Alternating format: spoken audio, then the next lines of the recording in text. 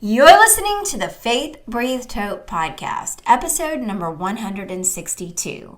Today, I speak with mom, wife, and faith-based business owner Lauren Ricks.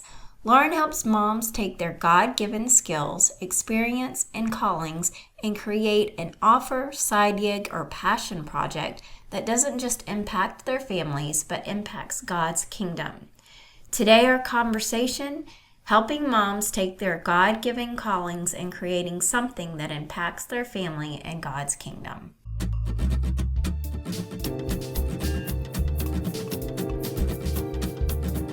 Welcome to the Faith Breathed Hope podcast, where we gain inspiration and motivation from others who share their touching stories of renewing hope and discovering purpose in any circumstance.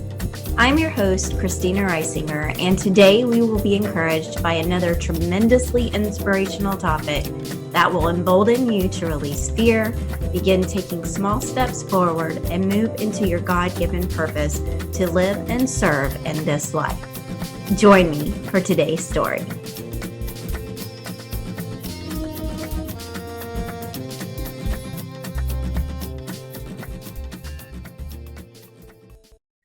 Hello, everyone, and welcome back to Faith Breathed Hope. I am your host, Christina Reisinger, and today I'm here with Lauren Ricks. How are you today, Lauren? Good. How are you? I am good. So I would love for you to share with the audience something that maybe not everybody knows about you. Sure. So, like we were kind of talking about before we jumped on, we have moved as a family. I have two little ones, a almost 4-year-old and an almost 7-year-old, and we have moved 3 times in the last 4 years. And not just little moves like across the street or across town, but states. So we moved from North Dakota to Utah, which was a huge move. And then from Utah, we recently last year moved to Texas. So we that's, I feel like, one of those things where you're like, whoa, that's big life changes in a matter of 3 years. I mean, I think about growing up, I moved 0 times all my 30 years or 25 years of growing in the same house. My parents still live in the same house. And I'm like, oh my gosh, our kids have lived in 4 different houses, which is crazy. Yeah. So crazy to think about. And that's probably more common now, I think. And before I had asked Lauren if she was military, because we are military, or we were. My husband's a veteran, and so we understand the movement of peace. And we have a lot of friends that are military that come in and go out all the time. So, but she did say no, and so it's very interesting. And that it actually leads into the conversation that we want to have today, because we want to talk about moms and how they can take their calling, their skills, their passions, all the things, and be able to serve their family and other people by listening to what God has to tell them, and also by being willing. And that is a key as well. So, Lauren, can we get into the conversation where you want to use this part about moving? And I mean, I know that's probably a big thing, and we can get into that later on down the road, where how do I segue as a mom? Things are constantly changing. Maybe I've had one child and then we find out we're having another child. Maybe my children are grown up and they're in different kinds of schools. Maybe we're moving. Maybe it's time to start a business, all the things. Can you just jump in and start speaking to that? Yeah. I just have to say, being a mom, we wear so many hats, right? And it's I feel and I've seen this so often. So I was in the health and fitness industry for I was in there for a decade. It's how do I want to word this? I was a health and fitness coach for a decade, and I saw that so often where moms came to work with me and they lose themselves in motherhood, and we kind of lose our identity, right? And it's because we put ourselves on the back burner so often, because we're constantly giving, right? I feel like God has given us, everybody, such a giving heart, especially as moms, right? But what also happens is and I'm sure you've talked about this, I'm sure everybody hears about this too, it's you can't give from an empty cup, right? And that's why I feel it's so important as moms to find like their passion, the experiences God has brought them through, and create something from that. And it doesn't have to be like a full on business. It can be like starting a podcast like this, or starting a blog, or starting even like, gosh, I was talking to a mom recently and she was like, I just want to create a devotional for moms that struggle with like postpartum anxiety and help them connect to God, right? And help the word be what helps them through that situation. And that was something we worked on starting. So I think it's like really listening to the passions and like the callings and the gifts and like all of these things that God has put up in us, right? And looking at like what would really fulfill me and where is he calling me to go. Um, because then we don't really lose ourselves in just motherhood. Like motherhood can be so uh, it's so amazing, but it also can be so mundane doing the same the same things every single day, or like we're spicing it up a little bit, but also it's like the moms, mom, all day, right? All day. So all day, all All day. day. Um, and we just start thinking like, am I only mom? Am Mhm. I only mom? Right? And we're not. Like God created us to be so much, I don't want to say so much more, but he put so much more in us to put out there, if that Mhm. makes sense, right? Mhm. So I want to actually ask you a couple of things. One of the things that you had mentioned was what would fulfill me. And then another thing that you talked about was being able to have your cup filled before you can help others. Now, the reason I want to touch on that is because I know there are so many moms out there that say, you know what, how can I possibly think of what's going to fulfill me? I have so many things to take up care of, like you said, all the hats that we wear. I must think of my children first. I must think of my husband, or if you have one, and Mm-hmm. all of those things. Isn't it selfish to fulfill me? Isn't it selfish to take care of me? And I know the answer to this, but I want to hear how you explain it. Mm-hmm. Um, oh, I totally can see where it can look like it's selfish, right? Because it's like, oh man, if I am taking this time away from my family to work on me, that is selfish. We're told that's selfish, right? Somehow I feel like whether it's how we grew up, or like even looking at like our parents' generation or our grandparents' generation, like did they do things? They probably didn't really do things that filled up their cup, right? It just wasn't something they did. Um, and for me, I feel like it's a necessity. It's a necessity for me to be the mom that I desire to be, the mom that my children deserve me to be. I have to be working on me. I have to be filling my cup, because otherwise they get the resentful, they get the burnt out mom, they get the exhausted mom, they get the frustrated mom when Mhm. I am not giving to me. And I think this doesn't mean like, oh, I need to go out and get massages every week, or I need to go on vacations all the time, or I need like 4 hours every single day where it's just by myself. Like that's super unrealistic, I feel like.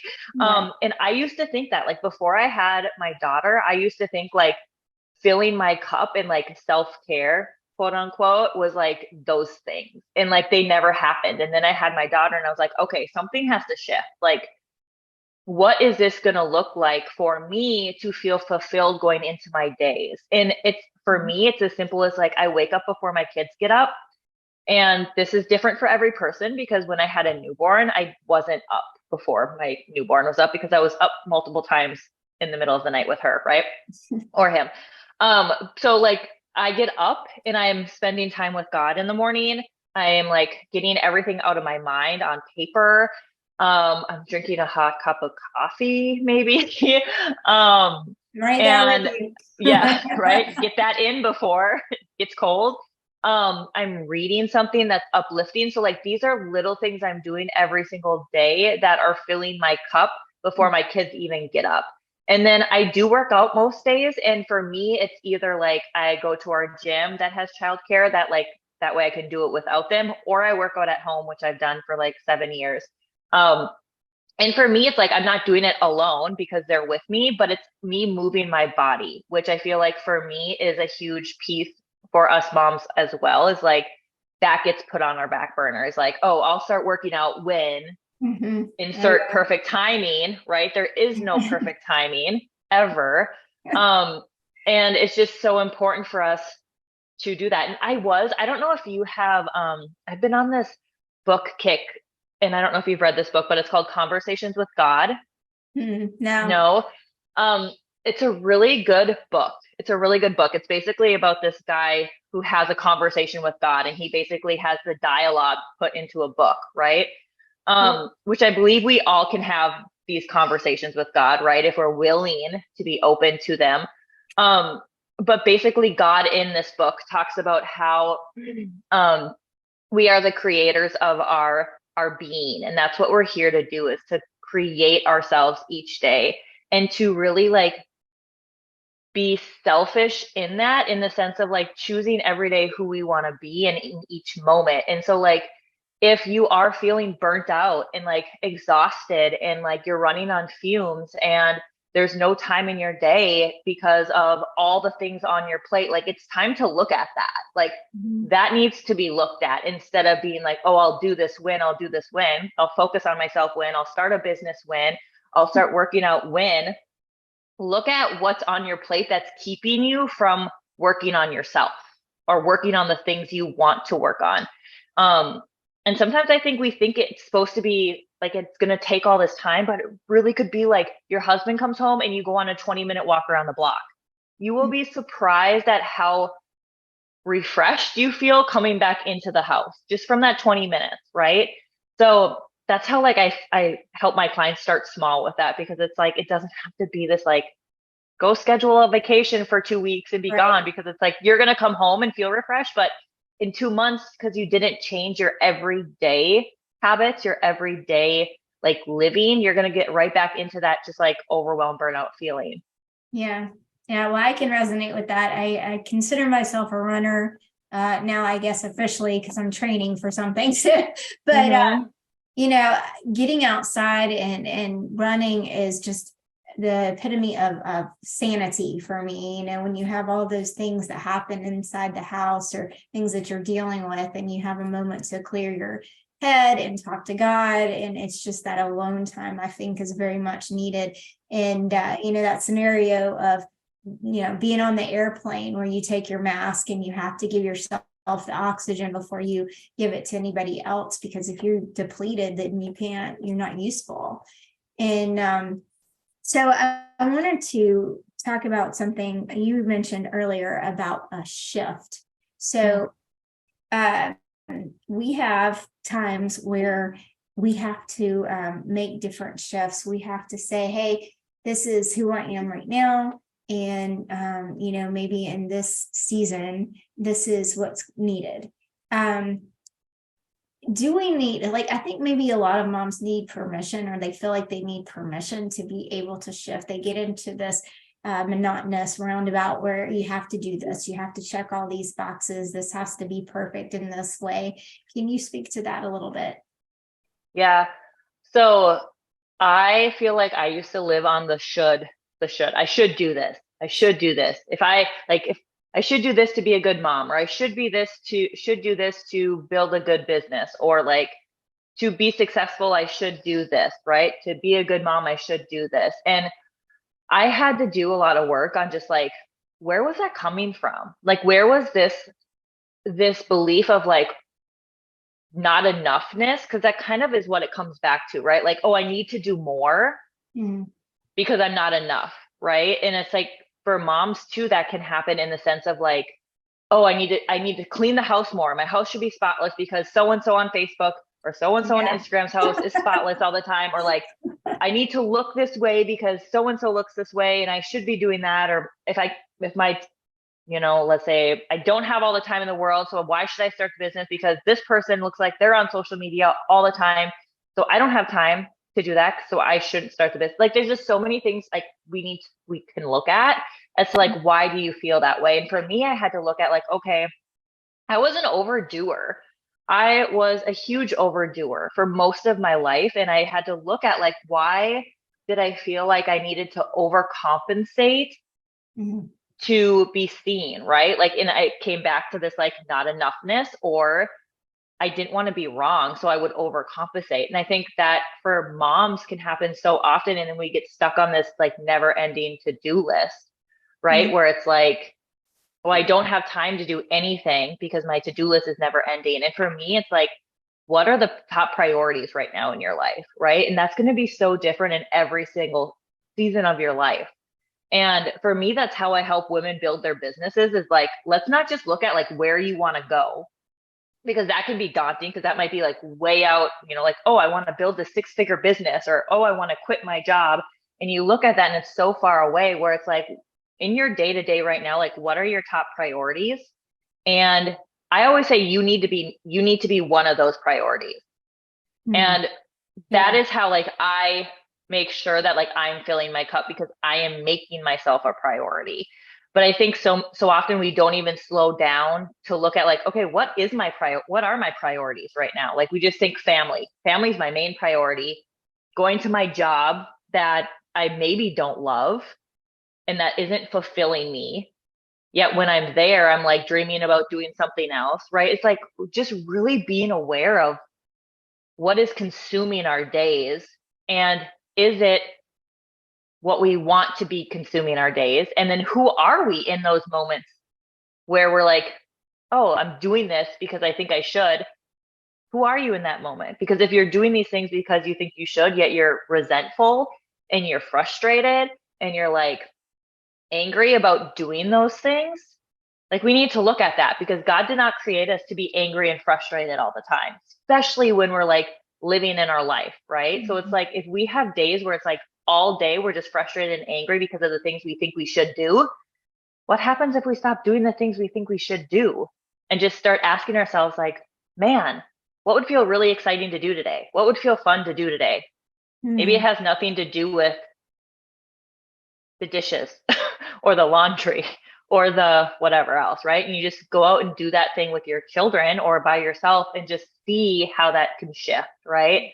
But it takes that awareness and that slowing down of like, okay, I'm going to look at how I'm spending my days, Right. and I'm going to look at what I'm prioritizing, and then deciding like I'm going to prioritize myself, or I'm going to prioritize this thing because this really fulfills me and I want to move this forward, right? So I don't know if that answered your question, Yeah, but yeah, yeah. long-winded. It's that quality over Mm, quantity, really.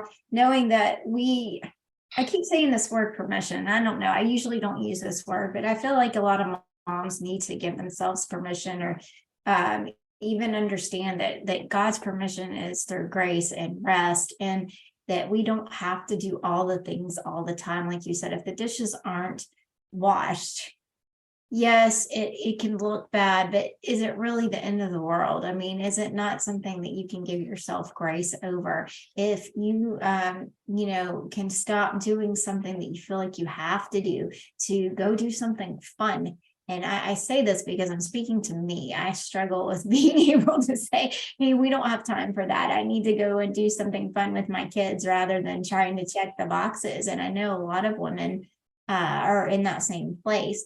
Another thing I wanted to talk about too is that these things probably, well, they change over mm, time.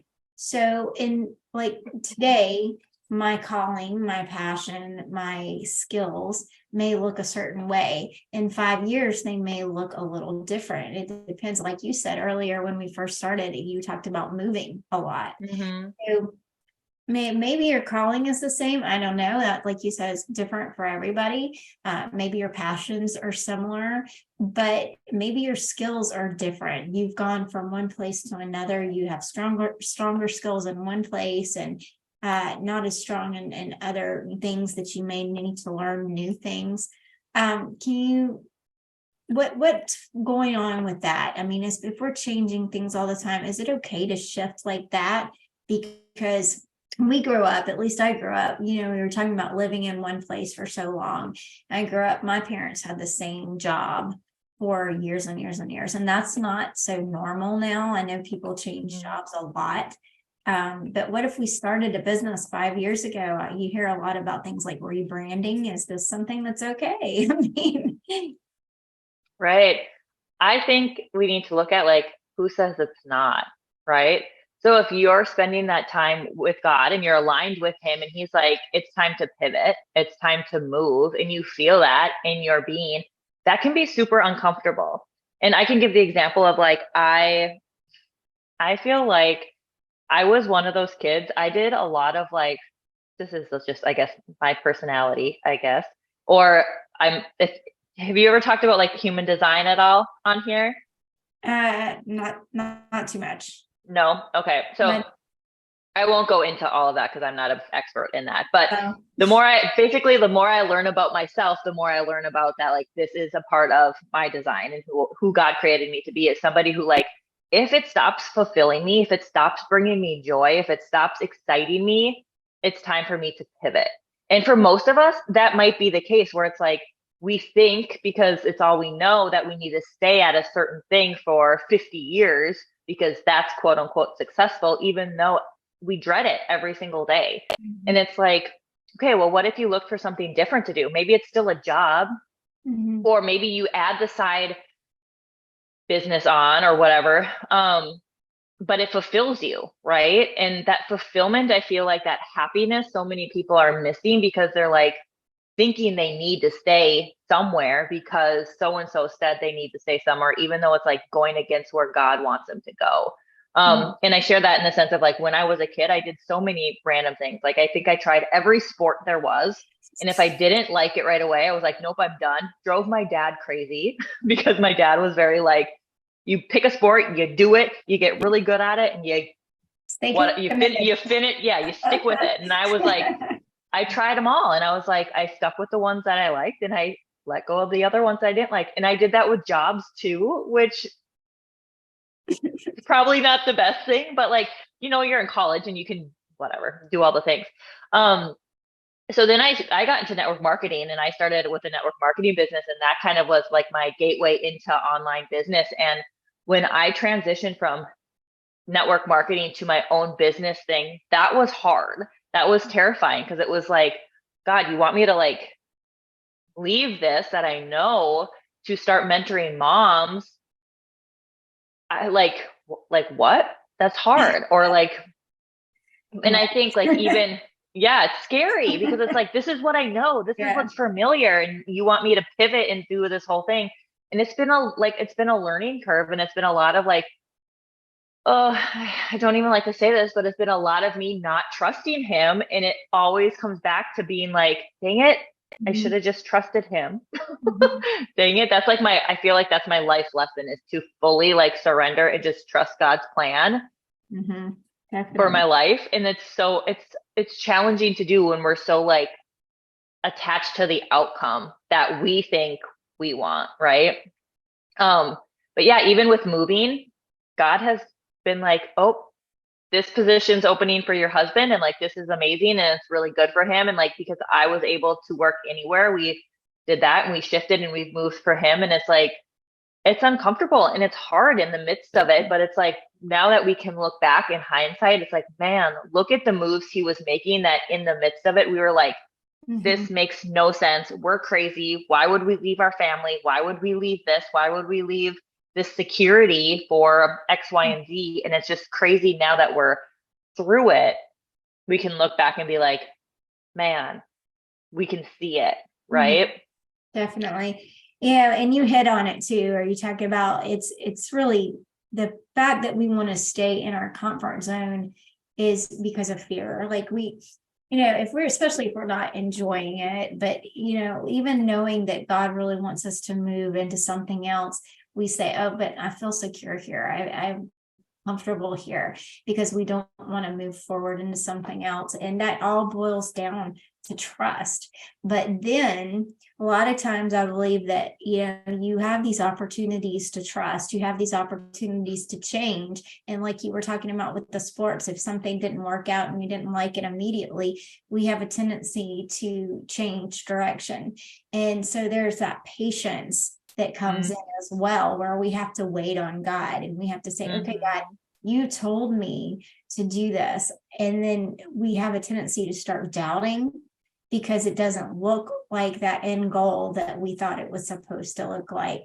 Do you have any encouragement for the woman out there who's saying, I think I'm pretty sure I know my skills, I know my passion, I think I know my calling, but gosh, is this so hard? This is so hard to trust because I'm in this waiting period.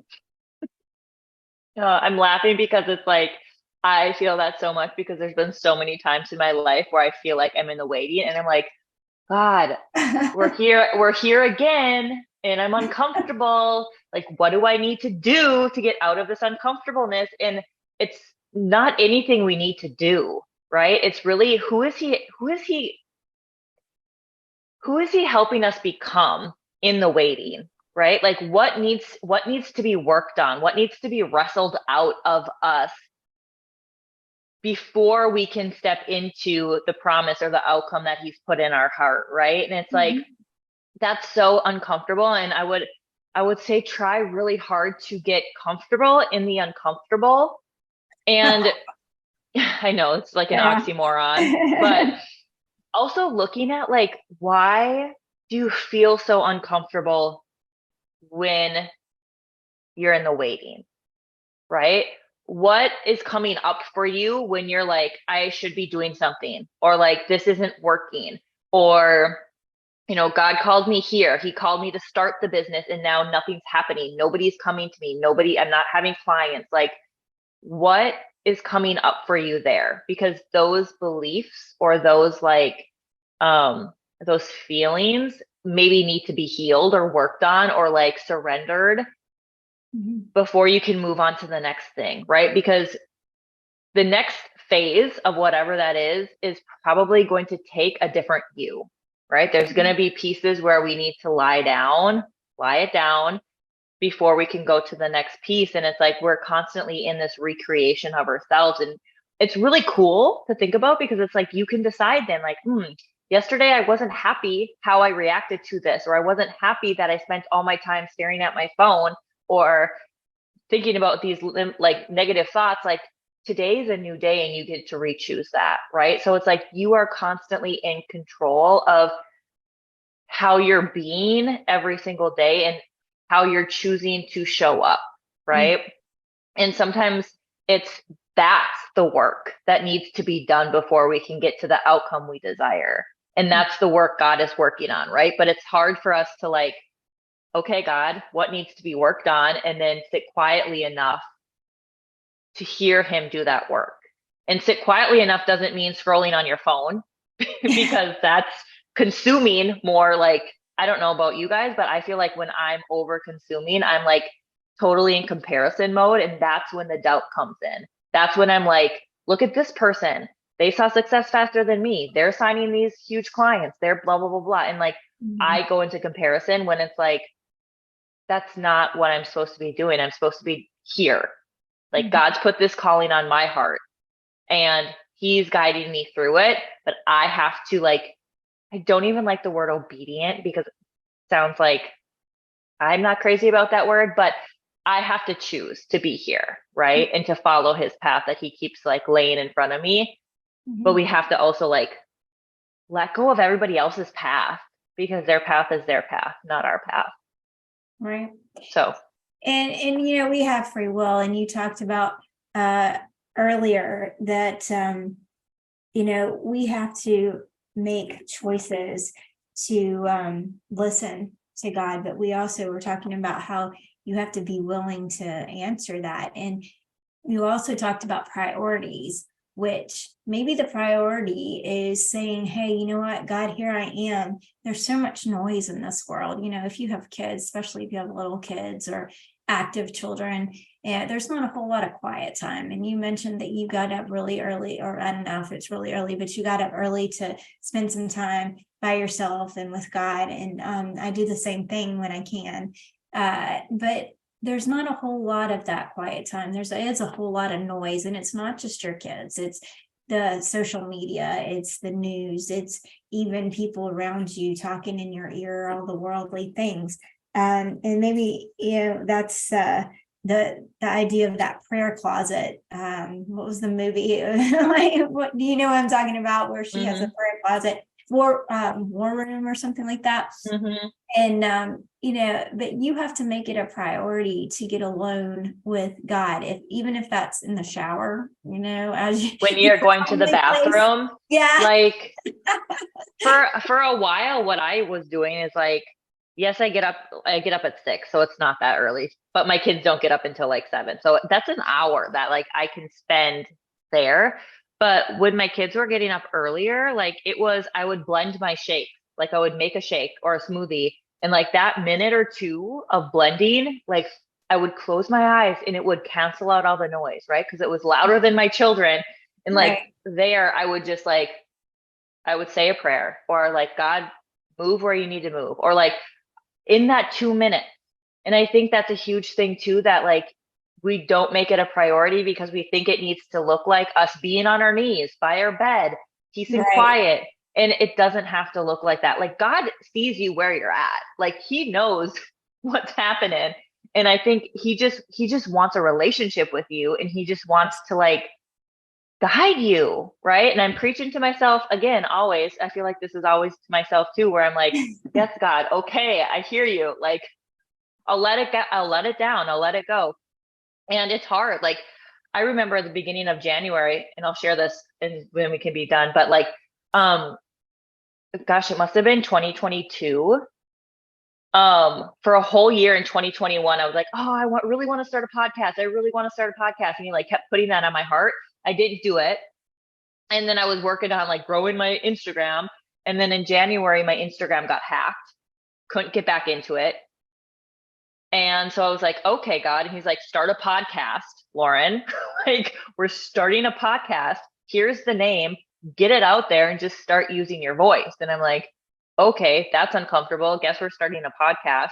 A year later, this January, I had been having this on my heart of like, man, like I got to get off social media. Like I feel like it's consuming me. It's consuming me, and it sends me in this like spiral of comparison. And then I go in a spiral of doubt. And then I go in a spiral of like, what am I doing? I'm not doing enough. And it's just like all these limiting things that come up when I'm on social media too much. And like January came around, and he was like, we were at a church thing that we had, and the guy was talking about like closing doors and laying things down to step into like new doors, basically, right? Like we sometimes need to shut a door to open a new door, right? And like it was like, Lauren, do a 21-day fast of social media. And I was like, okay, this is uncomfortable. Like I've been told you need to be on social media to build a business. Like we've all been told, like you need to be on all the time, posting 24/7, blah, blah, blah, all this stuff. And I was like, this is like the most uncomfortable thing I've ever done, is followed this lead of not being on social media for 21 days. And I survived, and it was the best 21 days of like, no comparison, no doubt, no nothing. And I was like, man, this is amazing.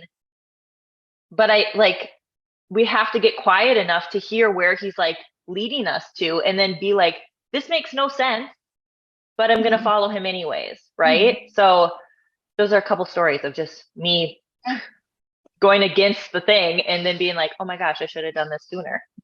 Well, and I like the fact that you have to say, number one, get quiet. But number two, you have to also say yes. You have to also say, okay, I will do this, instead of being so resistant to what he's telling you. And I know in the past, I've been super resistant to saying, hey, I will rest, because I'm one of those people that does all the things too, type A, say yes to everything kind of thing. And so that can be a real struggle. I do want to ask you one last question. So if we as moms are trying to figure out what God is saying to us, we're trying to listen to what he's saying as far as our calling and how we can help our family and other people and how we can serve, basically, that's what it is. What would be a question that we could ask him? Like if we were to get up and instead of just telling him all the things that we're thinking, all the things that are on our minds, instead just kind of asking. Because I know people don't talk about that a whole lot. What would you suggest? Something I've been doing lately, because I feel the same, like for a while, it was like I was coming to God with all my complaints of like, this isn't happening fast enough. This doesn't look like how I want it to be. Like, then blah, blah, blah, blah, like all these things. And I started just shifting it to God, use me. Like, how do you want me to serve your people today? What would you have me do that serves your people? And then it's like, just stop talking and just sit and just see what comes up. Another thing I always, not always ask, but another thing I ask is just like, God, show me a sign. Like, show me a sign of how you want to use me, right? Like, I'm always like, let me be a vessel. Like, before I do podcasts, before I do like anything, I'm just like, God, use me as a vessel. And sometimes when we just open ourselves to that, it's gonna look so much different than what we've tried to be doing, right? It's like, it's kind of like that picture of like trying to fit, what is it, a square peg in a circle or something like that, where it's like we're trying to fit our box into God's circle plan. And it's like, when we can just take that away and just be like, God, use me, you're gonna start seeing things. You're gonna see like, maybe something pops up on Instagram and it's like, somebody posts something about something and you're like, oh my gosh, I've been thinking about that. Like, I can totally help this person here. Mm-hmm. Or, you know, you have a conversation with somebody, or you see something that like intrigues you and you're like, oh, I should check that out. That looks like that's interesting. Like, being aware of your own being is so important, because he's going to use you. Like, I always say, like, our intuition is God's way of like using us. So when you have that like intuition or that nudge of like, oh, this would be really cool, or like, he's leading me this way, I don't know why, but I feel like I need to talk to this person, or I need to go this way, or I need to check out this store, or I need to do this thing. Like, follow it and just see where it leads, because that might be him using you some way or somehow, right? And so it's just that awareness of just like asking the question and then quieting yourself, but also being open to the signs in your reality to show you like what's next, but coming back to your body and being like, does this excite me? Does this feel exciting? Does this like match up with my values and my mission and my purpose, right? And then going with it, trying it, see it. Like, there's so many times where I think we're scared to try things because we don't know if we're going to like it, but then what if we do like it? What if you do? Right. You're missing out, right? So that's kind of my tip of how I've been changing my prayer time from complaining, yeah, Eeyore, to like a question. Well, and, you know, he gives us our gifts and our talents, and we're supposed to use those to serve. And you know, we talked about even before we started recording today, is that we want to be the vessel that God uses to speak to the audience right now, whoever it is out there that needs to hear. You know, hopefully God will use us to speak in that manner so that they can hear what he has to say. And I noticed that a lot of times when I read scripture or I listen to other people, whether it would be a pastor or, you know, even friends, the same type of themes pop up. I don't know if you've noticed this before or not, but I'm like, that's clearly God speaking, because he's saying it over a big space through a lot of different people. So, Lauren, I have really enjoyed this conversation, and I'd love for you to tell the audience where they can find you. Sure. So I have a podcast called Becoming Aligned, and I talk a lot about topics like this and interweave like how to start a business that's aligned with your purpose and your calling, because I really believe that it's important for us to build those soul-led, God-led businesses, right, that fit into our lives. So it's called Becoming Aligned. I'm on Instagram. It's Lauren Ricks. I'm also on Facebook, Lauren Ricks. I think that's really it. Pinterest, but I do a little bit on Pinterest. So I'm mostly, my podcast is where it's at, but you can also have you can have a conversation with me if you want on Instagram or Facebook.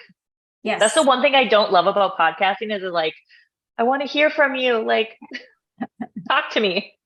Absolutely. But remember, the podcast is where it is at. The podcast is where it's at. Yeah. Yeah. And Yeah, we do for sure. appreciate all of you who are listening. Thank you so much, Lauren. Yeah. Thank you so much. Thank you guys, all of you who are out there listening as well, and continue to be blessed and bless others. And we will see you next time. So you've listened to Unlimited Podcast, binged on your favorites, and brought new influencers into your life. You enjoy learning, listening, and implementing techniques and strategies that you glean from podcasters to enhance your daily tasks. And now you're wondering how they do it. Maybe you're even feeling led to teach and influence others yourself. If you want to begin creating evergreen content that works for you forever with no algorithms, no video to record, and virtually zero overhead, Podcast Pro University may be right for you. At Podcast Pro University, Stephanie Gass teaches you how to create your content so that you can teach others, generate leads, and make money from behind the mic. Start your very own podcast in 30 days with Stephanie's step-by-step framework. You will learn how to build your podcast plan, pick your podcast title, create your content plan, record and edit your episodes, find interview guests, craft show notes, launch your podcast, promote episodes, understand analytics, and be featured as a guest on other shows. If you can't wait to start your very own show, click the link in the show notes and join Podcast Pro University today.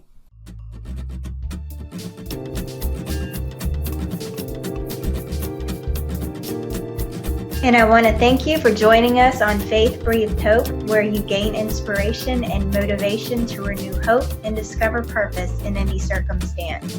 Please like and share this podcast and give us a review on iTunes. Be blessed.